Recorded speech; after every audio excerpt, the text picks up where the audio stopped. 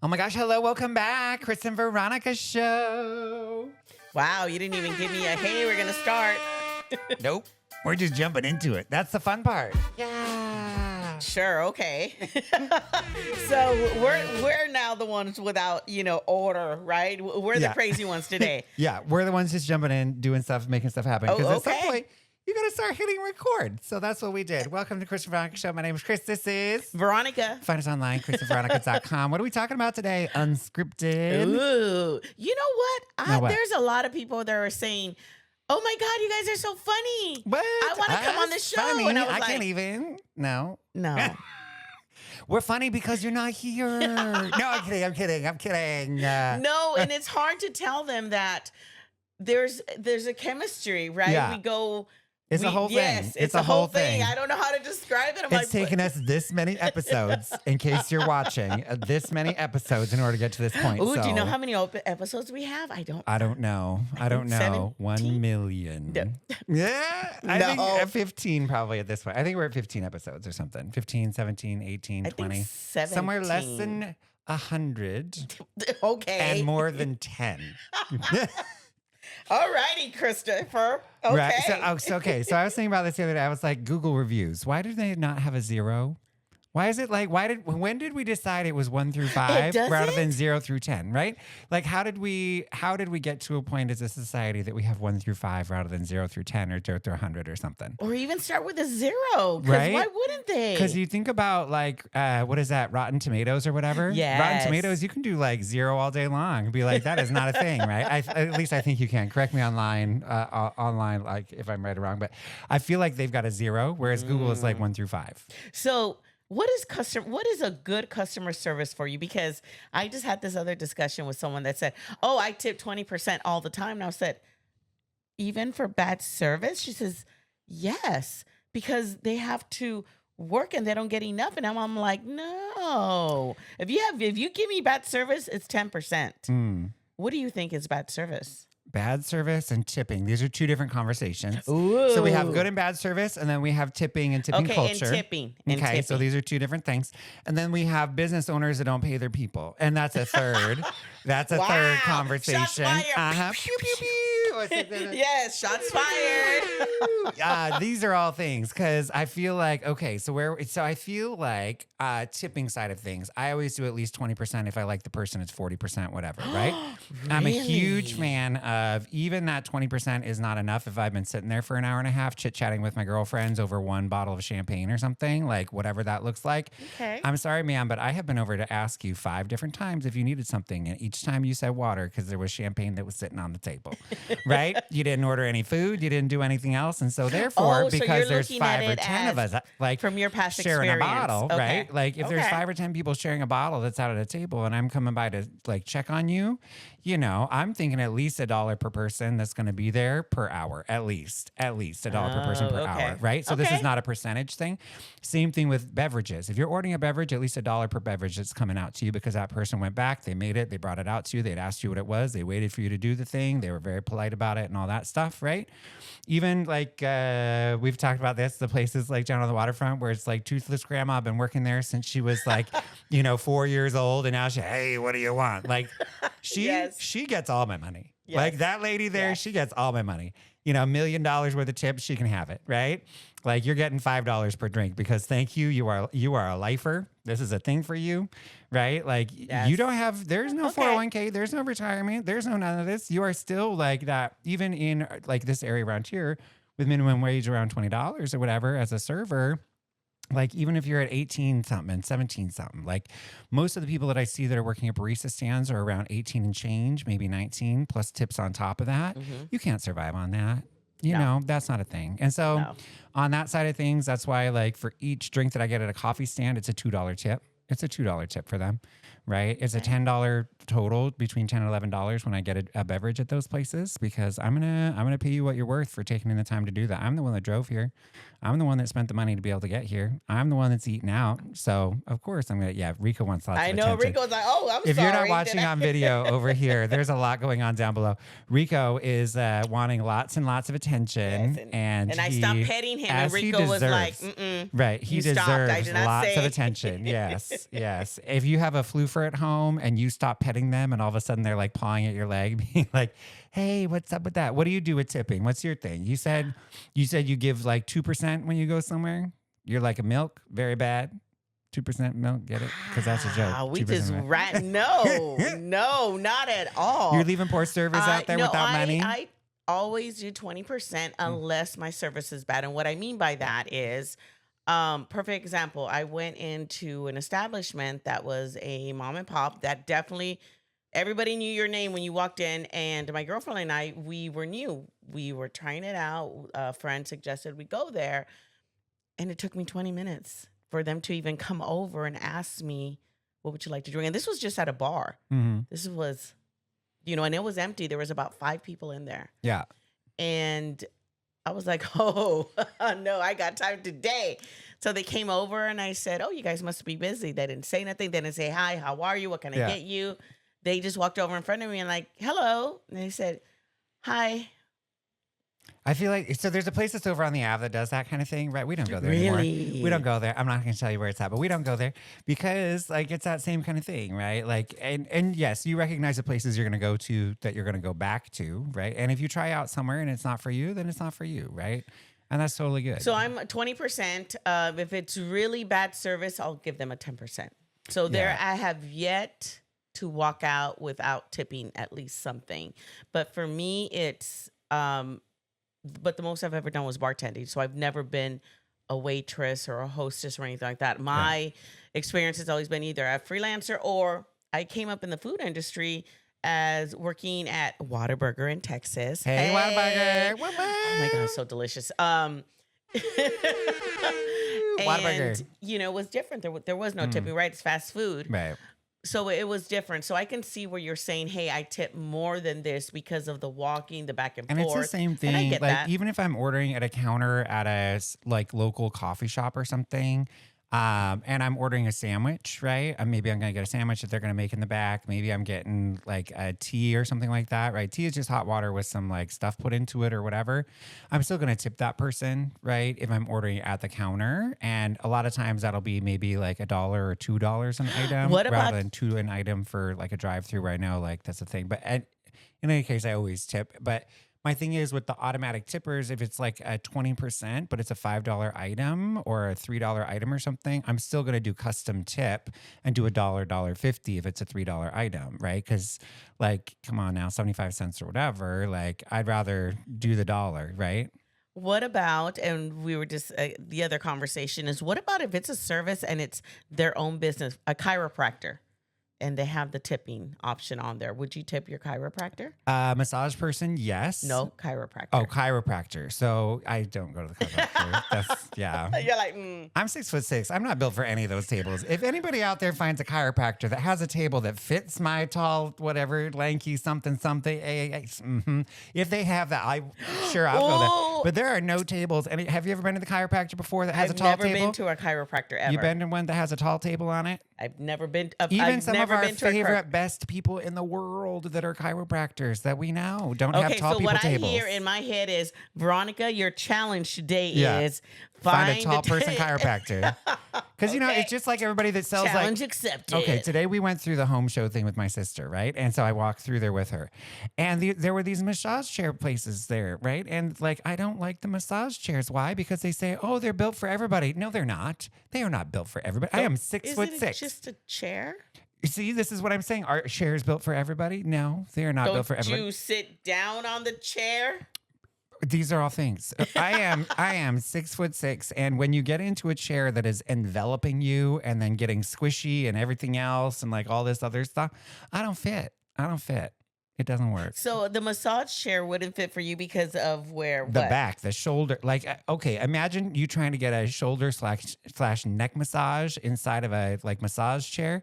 That's my lower back, right? Like, these are all things. Mm-hmm. Those are valid. I thought you were just going on a and rant, then we have business owners that don't pay their people, which is the third thing we were going to talk about. No. Business owners that don't pay don't even get me started with business owners that don't pay their people right. These are all other things. I'm really surprised. I was hearing from a couple of people within I belong to a lot of business groups, networking, and that was the theme. And I was like, I feel that if you owe someone and you're not paying your other people that you're in collaboration with, your membership should be put on pause. Yeah. I mean, I don't, If people aren't that might paying be an right. unpopular opinion, but that's if I coordinate an event for you and you don't pay me, but you're still reaping the benefits of this networking group. Yeah. I don't understand that. Yeah. There's a whole thing. There's a lot of things that I think about in that space, right? The business owner needs to have margin. And so a lot of times, let's say that you are charging a customer $150 an hour for a thing and your employee is making maybe between $40 and $60 an hour, right? That difference goes into the business like income and expense side of things and the overhead for the business itself. And then usually the business owner is getting less than 5% of that overall after the business is running and stuff. And so in that sense, if it's like $135 to $150 an hour that you're charging somebody, and then it's maybe between, $50 and $75 that goes towards employee pay / benefits and all that stuff. Like I would assume about 50% goes to the employee, maybe between 40 and 50% at that. So the business can survive, because without the business, the employee doesn't have a job or whatever. And so that's where we start running into some things on the cost of items and stuff, right? So when we're thinking about coffee, when we're thinking about baked goods, when we're thinking about that kind of thing, I want to make sure there's enough margin that's built into those costs so that like business owners can pay their employees appropriately based on the stuff that they're selling, right? So that's where I'm okay with paying a bit more as long as the employees are getting paid what they should be getting paid. So what if you went to a coffee shop and you were told, "Oh, we're not getting paid. Our checks are on pause." Would you still go to that coffee shop? Because it's almost just like a vicious circle, right? Is that employee still working there? Yes. I would still go, right? Because they still need to be able to try and get their paycheck from that person. And if you ain't going, then they ain't paying. Isn't that sad though? This is how people. So I belong to was working for a another organization. I'm trying to say what I can and cannot say. And when I finally had to go back and get my, hey, I need to get paid, my back pay, I thought, oh, it was just, $10 here, $100 there, right? It ended up being $1,200 that I was back owed. No, more than that. More than that. It was $12,000. And people were like, how did you let this happen? And I was like, because over time, you don't really think about it. Yeah. Yes, you don't think about it. And you're getting $75 here. And they turn like, hey, you know what? Here's cash. I know I owe you money, but this is just for letting you know, thank you so much for still sticking with me. And you're thinking, oh, okay.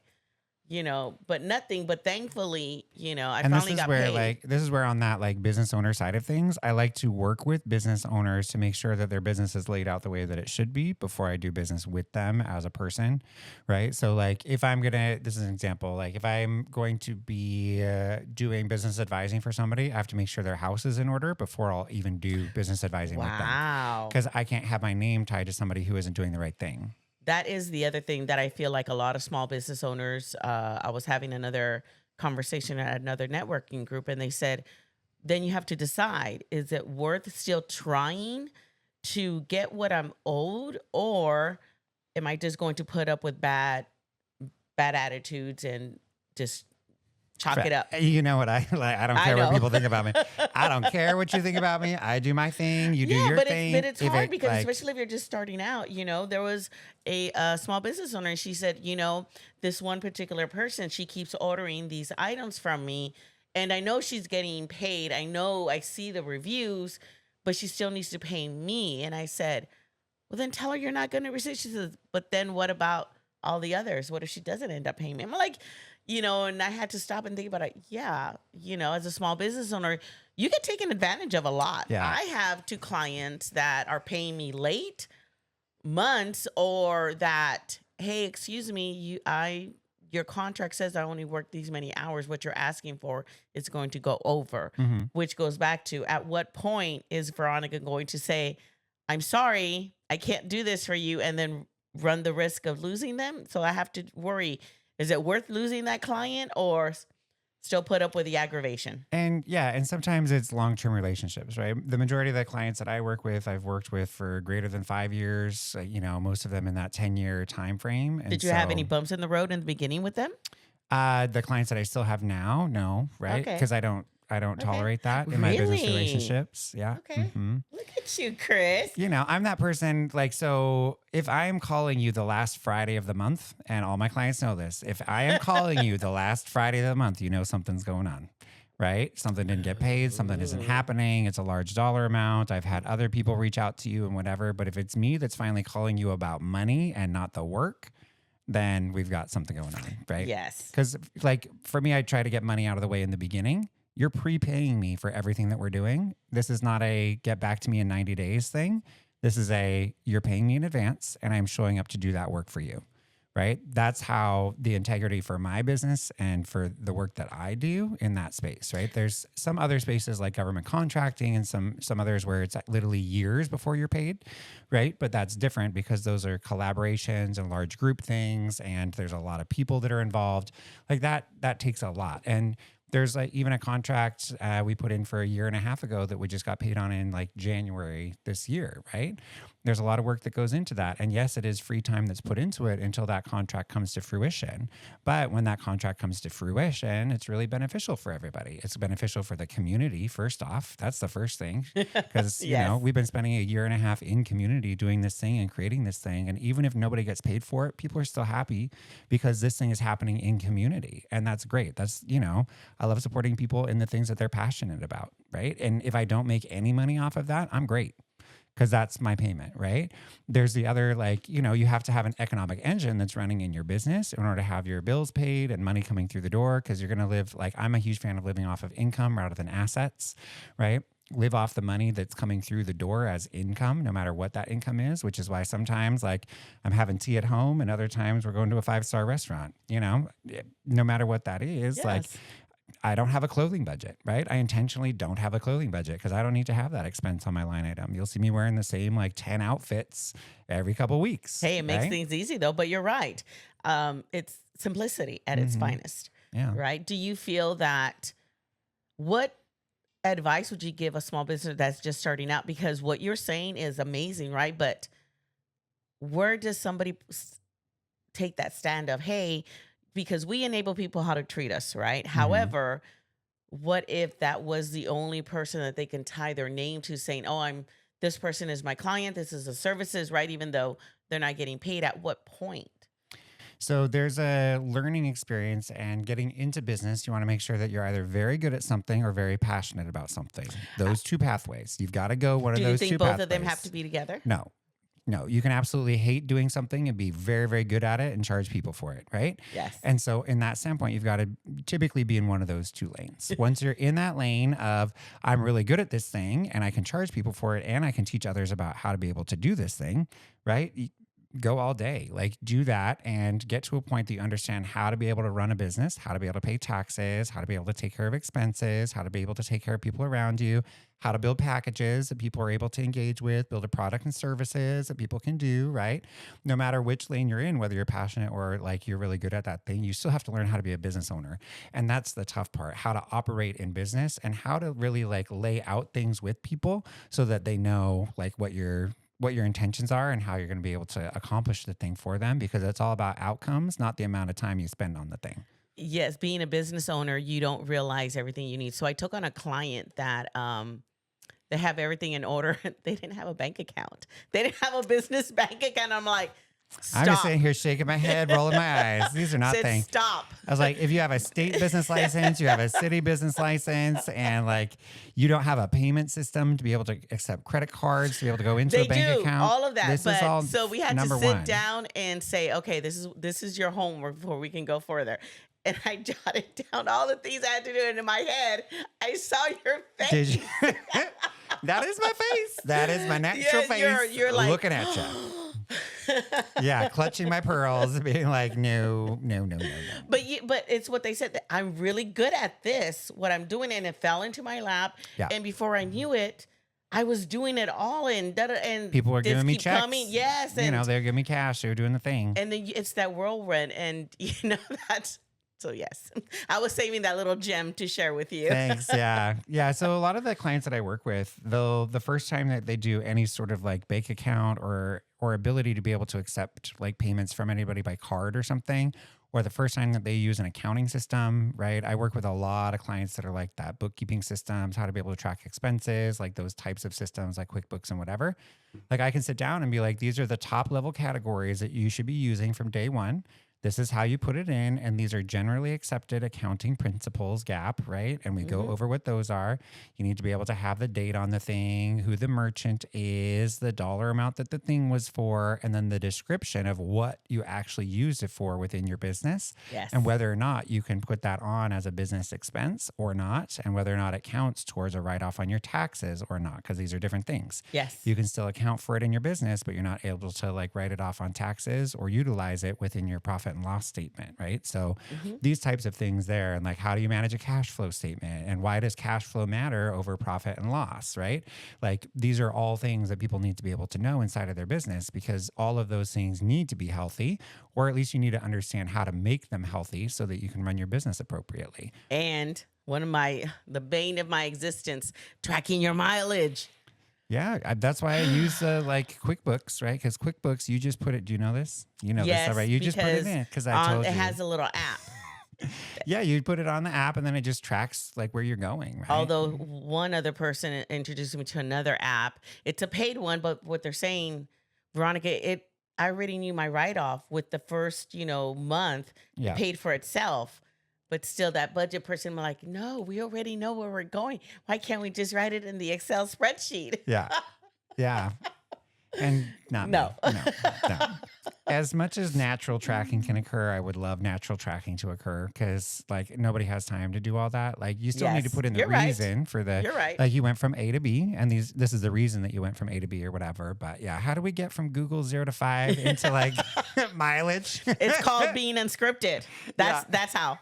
Welcome to, the business side of Chris and Veronica, right? It's the whole thing. We're also north of 20 minutes, so you should probably stop this episode.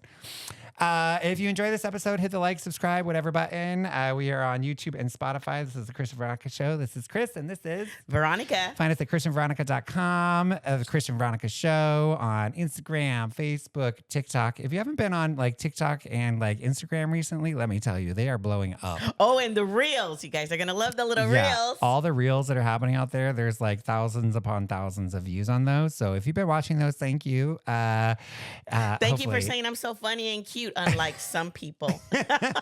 No, I was not told that. But. Yeah. Anyway, on that note, thanks for listening. Thanks for watching. Have a great day. Bye.